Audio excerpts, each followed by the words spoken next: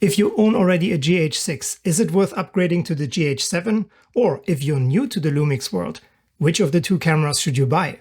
Hi guys, Dirk here. Thanks so much for tuning in. Today we're comparing the GH6 to the GH7. The difference to other channels is that I personally own both cameras. I bought them with my own money, and this is not a sponsored review. My comparison is from the perspective of a creator that has a small YouTube channel and is not a huge filmmaker.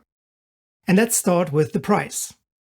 While in parts of Europe and Asia, the GH6 has been discounted to 40 or 50% less of the original retail price, in the US it still retails at $2,100. And the new flagship, the GH7, retails here at $2,200. If you're in Europe or Asia, well, you have a decision to make, but if you're in the United States, it's a no-brainer. For a $100 difference, I would always go with the flagship and the new shiny toy. The Arri Log 3 profile. Now, if we're honest, we should review something for what it is and not for what it could be if we're spending more money. And this is the Arri Log 3 profile. If you're a filmmaker and you need a B-roll camera to match your footage to your way more expensive cine cameras, then yeah, it's great to have this option. But from the perspective of a small YouTuber, you need to spend $200 for a software upgrade in order to utilize this feature, and therefore it's not really in the camera itself, it is an upgrade. So I can't give it any points. Now we have this new fantastic feature, the raw audio, 32-bit float, no more clipping. But again, you have to purchase the very expensive XLR adapter for whopping $500 in order to utilize this feature. And therefore, again, I can't give it any points. What's really nice when you're coming from the GH6 and you're going to the GH7 is that I don't have to get used to different buttons, that everything is pretty much the same as before. We have the same buttons, the same layout, we have the same CF Express Type B card in combination with an SD card. Now you might say that GH7 is a little bit lighter. Well, the real weight difference is only 16 grams and therefore not a point for me. And since we're talking about points, at this point I want to ask you a favor. Full transparency, I have a small YouTube channel and I spend way more money than I'm making back. In fact, my channel currently makes me $70 a month. That is not much. If you're in the market to purchase a camera or a lens, I would appreciate if you would use my affiliate links. It doesn't cost you anything extra, but I would make some money back, and that will certainly help me to keep going, to keep buying gear and to keep reviewing. Let's continue with the sensor. We do have a new improved sensor in the GH7. Here is footage side by side recorded in Vlog from the GH6 and the GH7. And then without any adjustments or color grading, I threw on a Panasonic LUT, the nicest 709, and now we can see side by side how the footage looks. The GH6 has a little bit more contrast and colors, while the GH7 has a more flat and natural profile. And yet, we can see more details in the shadows of the footage of the GH7. So this is a point for the GH7. Viewfinder and display. Both cameras come with the same wonderful full articulating display, and it's just great to use. What I always loved about the GH6 was the large viewfinder that really gives you a good visual, especially when you want to focus manually. We have a very similar viewfinder on the GH7. However, the magnification is slightly better. We're talking about 0.76 versus 0.8. And in the GH6 we have a refresh rate of 60 FPS versus the GH7 up to 120 FPS, so point for the GH7. Two small issues though on the GH7. I'm sure it's going to be addressed in a future firmware update, but for now what I noticed is when you want to take pictures, neither the display nor the histogram on the display are showing you the true values when you're changing the exposure. I reached out to the Panasonic customer service, and after 7 days they replied to my email with a completely unrelated topic of the G7. So they didn't help me at all, and so far I did not find a solution. If you have a solution to this, please leave me a comment below. The second issue that I found was, especially in 4K 120 FPS, the display is lagging. So when you're turning your camera, later on with a delay, you see the turn on the display. and that can be very confusing. It's, I would say, half a second of a delay. I hope this will be addressed in a future firmware update.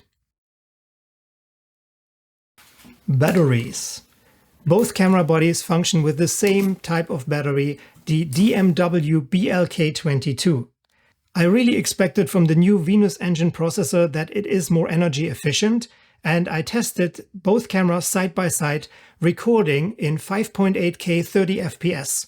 The GH6 was running for 1 hour 15 minutes and 31 seconds. Keep in mind that I'm using these batteries in the GH6 for almost 2 years. The GH7 with its new shiny batteries was running for 1 hour 25 minutes and 34 seconds, so roughly 10 minutes longer, although the batteries were brand new. I was very disappointed by that, and I can give a point to the GH7. Autofocus. In the GH6 we have a contrast-based autofocus with 315 focus points, and that was my biggest complaint, and that was also the reason why I really wanted to upgrade to the GH7. When you're recording in a controlled environment, you will not have any issues with the GH6 autofocus. Everything's fine. The issue starts as soon as you're shooting outdoors. First of all, even with the focus detection settings to human, it would suddenly just focus on something in the background versus you standing right in front of the camera. And that ruined quite a lot of my shots. The next issue with the GH6 was shooting against a very bright background. Suddenly you would see a flicker in the images, and that rendered quite a lot of my footage useless. Everyone praised the hybrid face detection autofocus in the GH7. I was trying to find out how many focus points we have, but no website gives you clear information, not even Panasonic. And on the retailer websites like B&H, they just copy and pasted the old contrast-based autofocus with the 315 points from the GH6 into the specs of the GH7.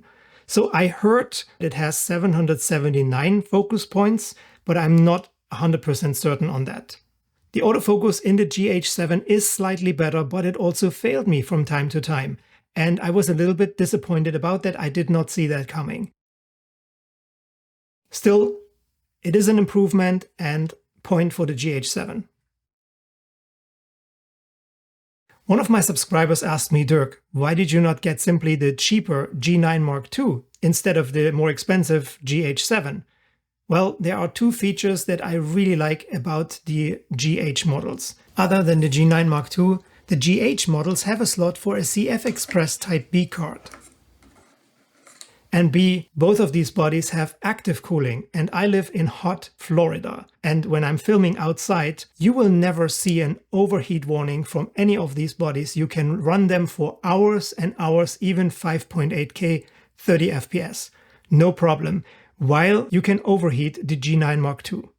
Back to the comparison. Everyone was praising the amazing stabilization performance of the GH7. Let's start with the high resolution mode, taking pictures with 100 megapixels. I tried so many times to take a really good handheld 100 megapixel image with the GH6, and I always failed. They were always shaky. With the GH7, every single shot, every single high-res image handheld was a winner.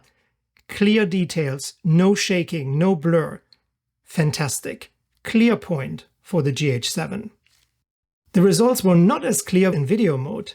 In the menu of the GH6 you can turn the stabilization on, while the menu of the GH7 gives you two options, standard performance and high. I've tried all options. Just stabilization, standard, high, with and without IS boost.